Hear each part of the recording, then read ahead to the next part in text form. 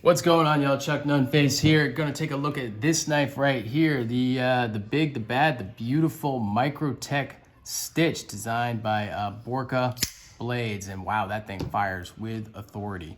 Side opening auto from Microtech, not something that they do as much, not nearly as much as their out the front autos, of course, like the Ultratech and the Trudon and all that.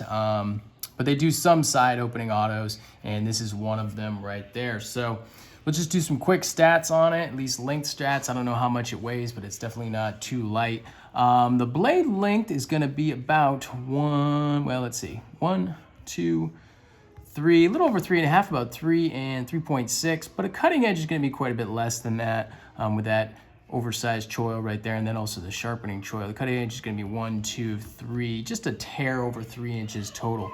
But talk about an aggressive blade shape right there. Goodness gracious. That is a very aggressive blade. But overall length on this guy right here is going to be 1, 2, 3, 4, 5, 6, 7, about a little over 8 inches overall blade length right there. Yeah, very aggressive, very cool knife. Aluminum handles, probably a TI backspacer. It could be aluminum, but I have a feeling it's titanium. Pocket clip right there, just a spring, probably a spring titanium pocket clip. You know, and then obviously flow through construction aside from the backspacer, of course. So it looks like it might be a manual opener. It is definitely not a manual opener. It is only button activated. You can see that plunge lock right there. So once you push it in, that plunge will go in and you'll be able to put it down. It is almost always a two-handed affair to go ahead and get this thing closed, because that is a strong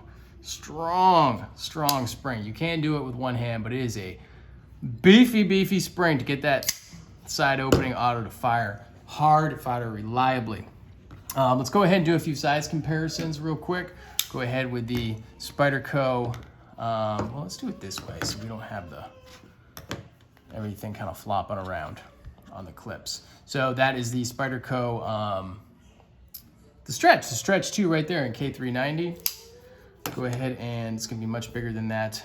That Native 5 right there. Let's see what else. As always, we'll do the Ontario Rat 1 in D2.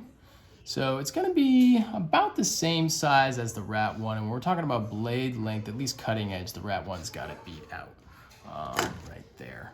So let's see, as always, we got the Spyderco, the Chris Reeve knife Sabenza right there. So about the same size as the Sabenza, almost exactly the same size actually, but it's gonna have a little bit shorter of a blade and definitely less cutting edge as well. All those choils, and you know, why the heck not? I've got it in my pocket today. We'll take a look at this Spartan Harsey folder.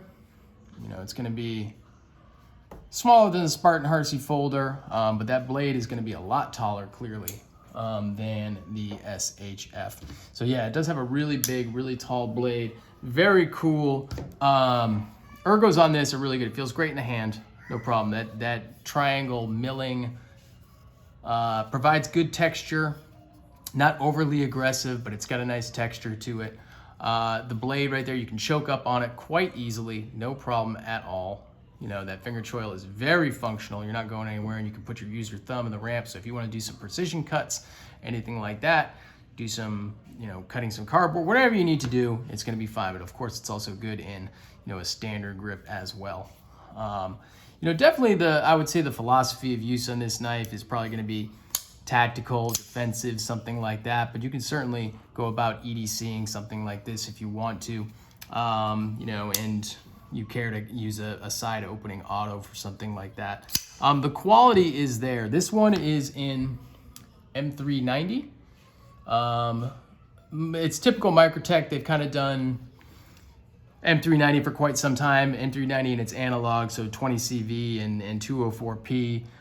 You know, they've done LMAX in the past and S35, and they've done plenty of steels in the past, but right now they pretty much do everything that's going to be M390 in its analogs. I think it's just pretty much whatever's available for the best price, because all those steels are very, very similar. Well, basically identical in chemical composition, just made by different companies. So, and when you open it, it opens obviously with authority. I mean, you can't deny that. That clack is very distinctive. There's no almost imperceptible amount of blade rebound as well. So rebound happens when the blade opens and it slams in and then it bounces back slightly off the what's the term I'm looking for? Not the backspace, or the stand, not the standoff. Goodness gracious. I can't remember what that is even called right now. In any case, it bounces off that right there before locking into place fully, but there's almost none. I mean, there's been plenty of side opening autos where I've gotten that rebound. This one has almost none. It's almost bank vault, I should say, right off the bat. So whenever Microtech does these, they tend to sell out pretty quick. And they're very sought after, and they tend to even go, depending on configurations, they can go for a lot more on the secondary. I mean, this one right here is a fairly standard configuration of just a stone wash, but I know when they do their black wash and their apocalyptic finishes and all blacked out models and everything else, the DLC, they tend to go for a little bit more, and they're in higher demand. They don't make nearly as many of them. This one is probably about as vanilla of a design, or a variation, or variant, I should say, that you can get.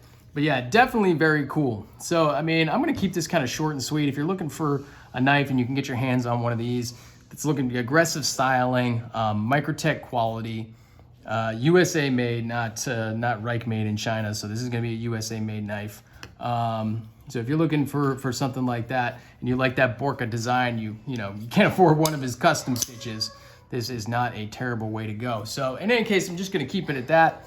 Go ahead and subscribe if you haven't to right there. Click that button right there on the side of the video. Turn on your alerts so you know when new content is coming up. Let me know what you think in the comments of this knife, or anything that you may want me to check out. Follow me on Instagram at Chuck_Nunface, and stay tuned and we'll get something else out for you. Thanks a lot.